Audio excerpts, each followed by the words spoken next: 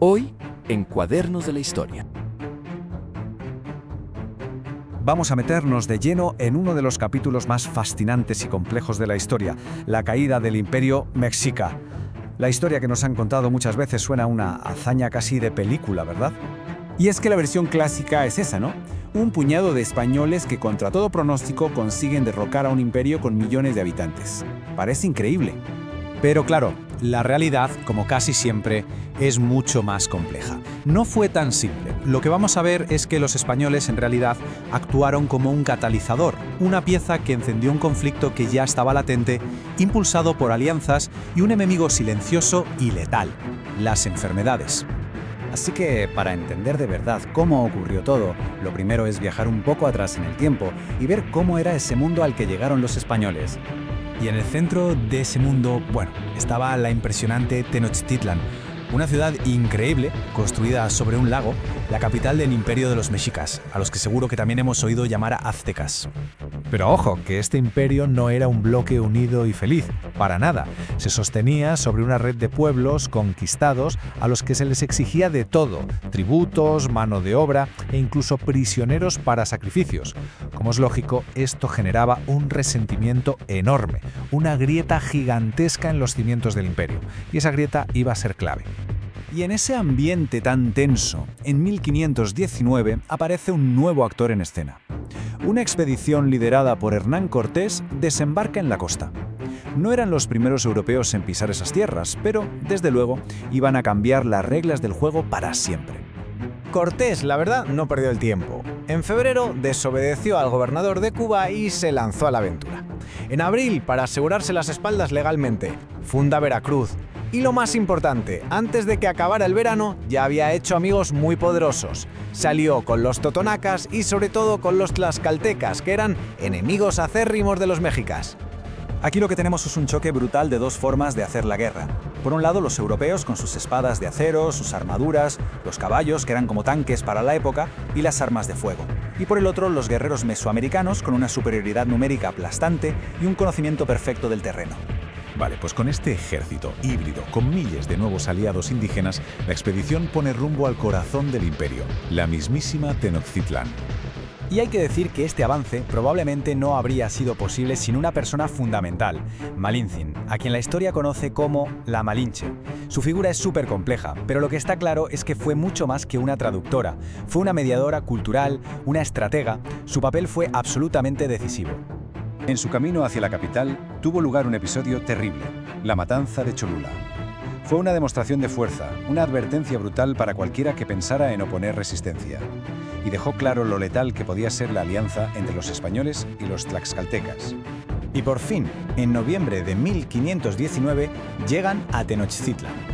Moctezuma II, el tlatoani, es decir, el gobernante supremo mexica, los recibe.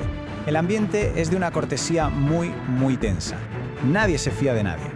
Claro, esa calma tensa no podía durar mucho. Y no duró. La situación en la capital estaba a punto de explotar. Muy pronto, los españoles dan un golpe de mano. Pasan de ser invitados a ser carceleros. Toman a Moctezuma como rehén en su propio palacio. Su plan era controlar el imperio a través de él, como si fuera una marioneta. Pero todo salta por los aires. Cortés tiene que ausentarse y deja al mando a Pedro de Alvarado.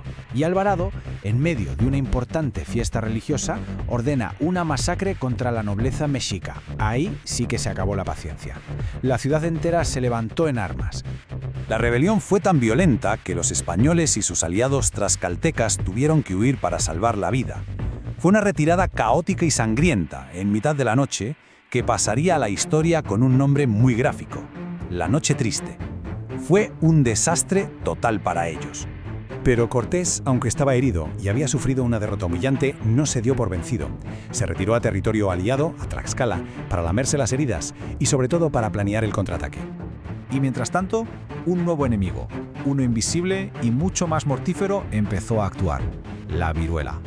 Una enfermedad traída por los europeos para la que los indígenas no tenían ninguna defensa.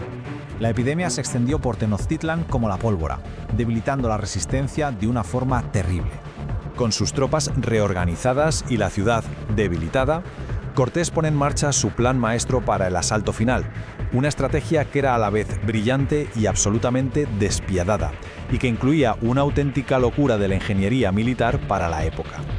Y esa locura fue construir 13 barcos de guerra, 13 bergantines, y transportarlos por piezas por tierra para luego ensamblarlos y botarlos en el lago. Con esta pequeña flota, Cortés consiguió el control total del agua. Podía bloquear la entrada de comida y atacar la ciudad desde cualquier punto. Fue un movimiento decisivo. A partir de ahí, el asedio fue una auténtica agonía. Duró meses. Fue una guerra de desgaste total. Hambre, enfermedad y combates casa por casa. La resistencia mexica, liderada por su último tlatoani, Cuauhtémoc, fue heroica, pero al final la ciudad no pudo más. El 13 de agosto de 1521, Tenochtitlan cayó. Y claro, la caída de Tenochtitlan no fue simplemente el final de una guerra. Fue el final de una era y el comienzo de una transformación radical y a menudo muy dolorosa para todo un continente. Entonces, si tenemos que resumirlo, queda claro que la conquista no fue la hazaña de un grupito de españoles. Fue el resultado de una tormenta perfecta de 4 factores clave: las alianzas indígenas, las divisiones internas del propio imperio, la ventaja tecnológica europea y, quizá el más determinante, el impacto brutal de las enfermedades.